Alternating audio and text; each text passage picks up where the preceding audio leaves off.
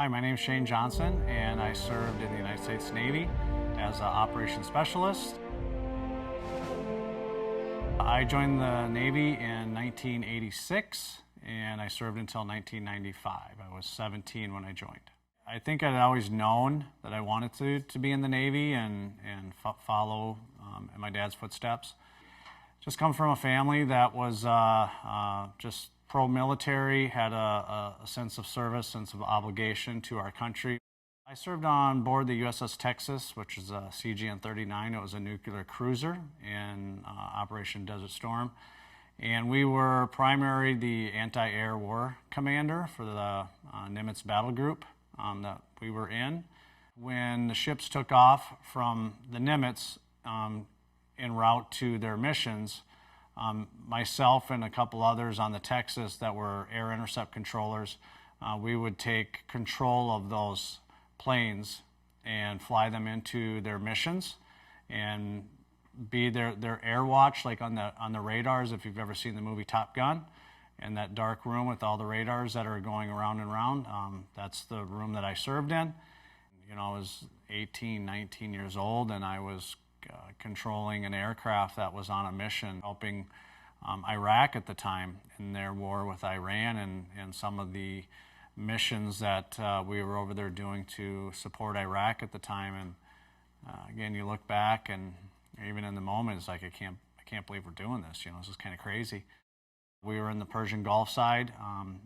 There was probably, I would say, 8 to 10 ships plus a submarine or two that served within the battle group. 40,000 soldiers are involved. They are withdrawing from positions more than 100 miles inside Iraq to a buffer zone that straddles the Iraqi-Kuwaiti border. The U.S. soldiers will be replaced by a UN peacekeeping force of 1,440 troops. I think at that time serving, I remember distinctively all of us scratching our heads, if you will, wondering why we were done. Why were we not marching into Baghdad to, capture, kill Saddam Hussein?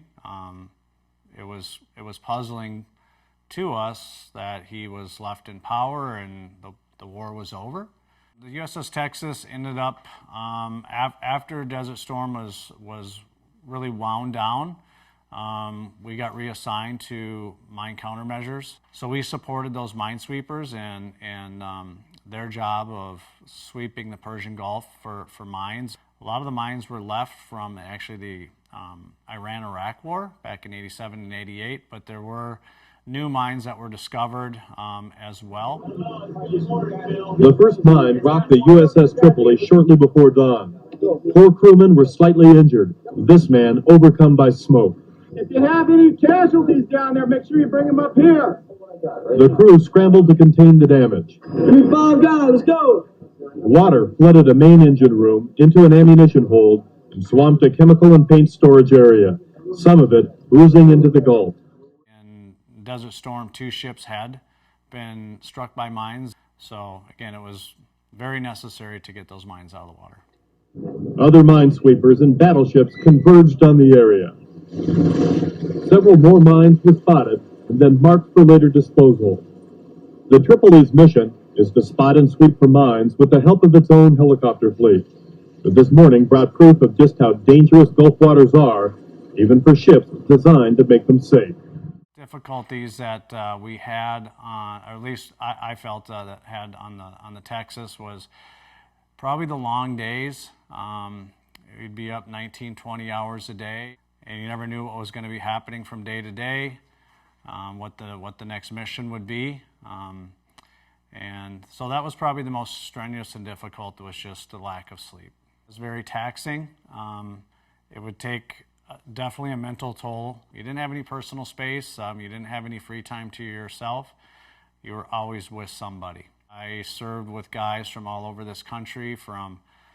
There was a Cajun from Louisiana that we had a hard time understanding, to guys from New York, California, and I was a Midwest guy from Minnesota. And you learn how to deal with people from other places. It was probably around 120, 130 days without stepping foot onto land and without really seeing anybody else other than the people that you worked with. You could go months with not knowing anything other than what was happening on your ship. We would talk to guys that were working in the oil fields, and they were giving us all kinds of news that we hadn't heard what was going back on in the States or even in the war itself.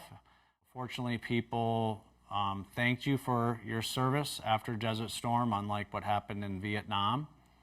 So it was just, it was a good feeling. People very appreciative. My experience overall was very positive.